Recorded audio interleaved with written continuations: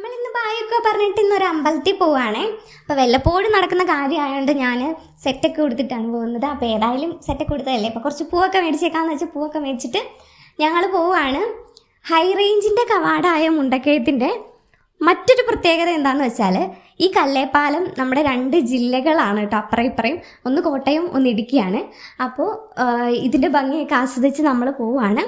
ഇനി ഇവിടെ നിന്ന് അങ്ങോട്ട് കുറച്ച് എസ്റ്റേറ്റുകളാണ് കേട്ടോ.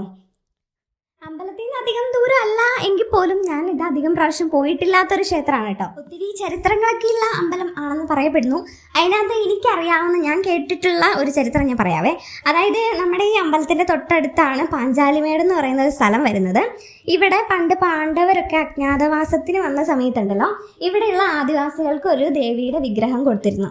അവരെന്നിട്ട് അത് അവരുടേതായ രീതിക്ക് ആരാധിച്ചപ്പോൾ ഈ ദേവി ഭദ്രകാളിയായി മാറി. എന്നിട്ട് അവിടെ ഉണ്ടായിരുന്ന ആ സ്ഥലത്ത് നിന്ന് ഇപ്പോൾ ക്ഷേത്രമുള്ള സ്ഥലത്തേക്ക് ദേവി ഒരു വള്ളിയിൽ ആടി വന്നതായിട്ടാണ് സങ്കല്പം. അതുകൊണ്ട് ഇവിടെ വള്ളിയെടുക്കാവ് എന്ന് പറഞ്ഞ് പിന്നീട് അറിയപ്പെട്ടു.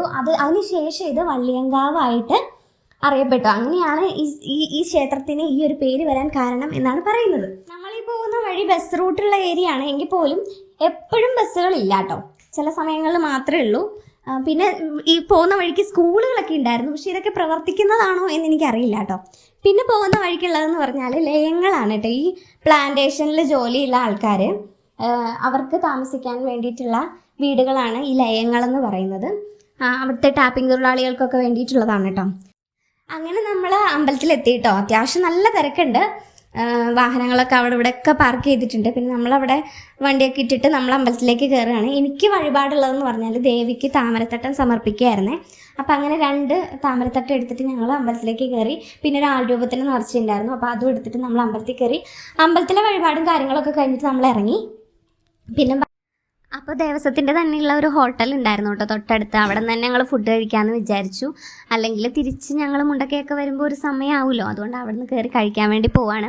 അതിനിടയ്ക്ക് അച്ഛൻ്റെയും മോൻ്റെയും കലാപരിപാടികളും സ്നേഹപ്രകടനങ്ങളുമാണ് അവിടെ നടക്കുന്നത്. അപ്പോൾ ഏട്ടന് ഒരു മസാല ദോശ, ഞാനും മസാല ദോശയാണ് പറഞ്ഞത്. വൈദ്യ മാത്രം പൊറോട്ട പറഞ്ഞു കേട്ടോ. അങ്ങനെ അതൊക്കെ കഴിച്ചിട്ട് ഞങ്ങൾ അവിടെ നിന്ന് ഇറങ്ങി.